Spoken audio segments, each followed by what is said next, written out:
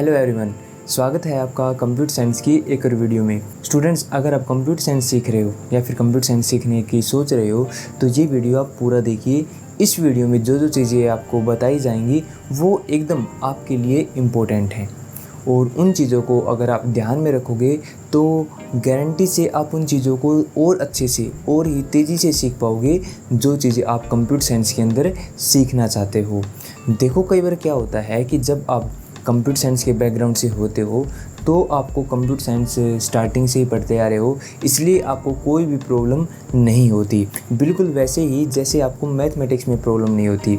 आप अगर मैथ पढ़ते हो या फिर साइंस पढ़ते हो तो उसके अंदर आपको किसी भी प्रकार की कोई ज़्यादा मेजर प्रॉब्लम नहीं आती है, क्योंकि स्टार्टिंग से ही आप उन चीज़ों को सीखते आ रहे हो। मैथ हो या फिर साइंस हो, उनमें जो बेसिक कॉन्सेप्ट है उन बेसिक कॉन्सेप्ट को आप स्टार्टिंग से ही सीखते आ रहे हो।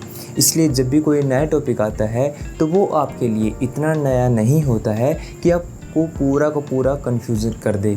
लेकिन जब कंप्यूटर साइंस की बारी आती है तो कंप्यूटर साइंस हर एक स्टूडेंट के लिए एक पुराना सब्जेक्ट नहीं होता है। बहुत ज़्यादा स्टूडेंट ऐसे होते हैं जिनके लिए ये एक नया सब्जेक्ट बन के आता है और नए सब्जेक्ट के अंदर नई नई चीज़ें हमें देखने को मिलती हैं। बहुत सी चीज़ें ऐसी होती हैं जो हमारे माइंड को कंफ्यूज कर देती हैं, क्योंकि कंप्यूटर साइंस के अंदर बहुत सी चीज़ें ऐसी होती हैं जो थोड़ी सी कंफ्यूजिंग भी होती हैं। इसी कंफ्यूजन को दूर करने के लिए मैं आपके लिए ये वीडियो लेके आया हूँ। तो सबसे पहले मैं आपको ये बता दूं कि कंप्यूटर साइंस को सीखने के लिए कंप्यूटर साइंस का बेसिक जानना बहुत ही ज़्यादा ज़रूरी है। हमें एक एक चीज़ को अच्छे से सीखना पड़ेगा, समझना पड़ेगा, तभी हम आगे की चीज़ों को और अच्छे से समझ भी पाएंगे और उनको अच्छे से सीख भी पाएंगे। बिल्कुल वैसे ही जैसे कि मैथ में और साइंस में होता है।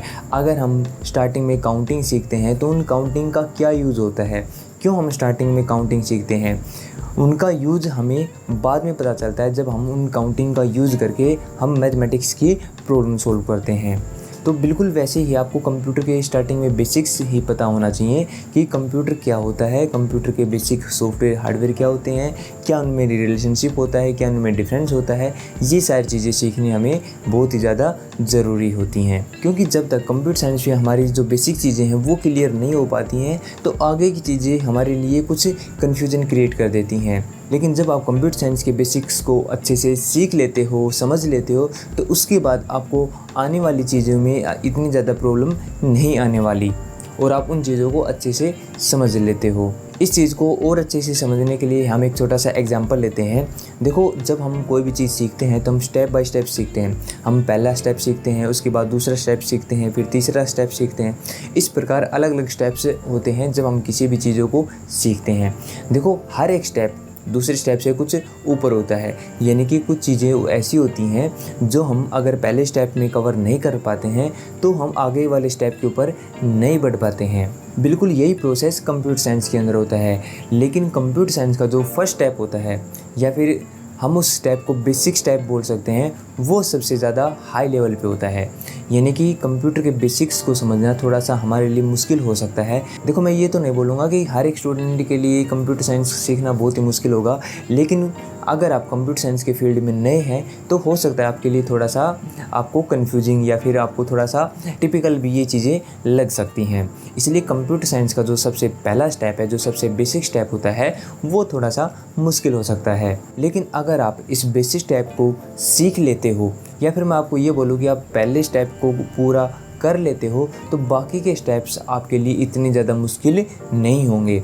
देखो, हर एक स्टेप के ऊपर आपको मुश्किलें तो आती ही रहेंगी, लेकिन पहला स्टेप अगर आपका क्लियर है तो आगे के स्टेप्स में जो मुश्किलें आपको आएंगी उन प्रॉब्लम्स को आप आसानी से सोल्व कर पाओगे। इसीलिए कंप्यूटर साइंस के अंदर बेसिक्स को सीखना बहुत ही ज़्यादा ज़रूरी है।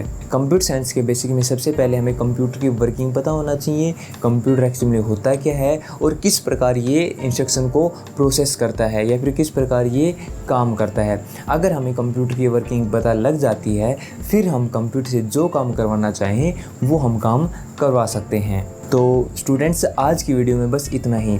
आई होप आपको जो मैंने चीज़ें सिखाने की कोशिश की है, समझाने की कोशिश की है, वो आपको अच्छे से समझ में आई होंगी और डेफिनेटली आप इन चीज़ों को फॉलो भी करोगे। अगर आपको कोई प्रॉब्लम है या फिर कोई डाउट होता है तो उस केस में आप नीचे कमेंट करके मुझसे पूछ सकते हो। बाकी आगे आने वाली चीज़ों को हम अपनी आगे आने वाली वीडियोज़ में डिस्कस करते रहेंगे। तब तक के लिए goodbye and have a nice day.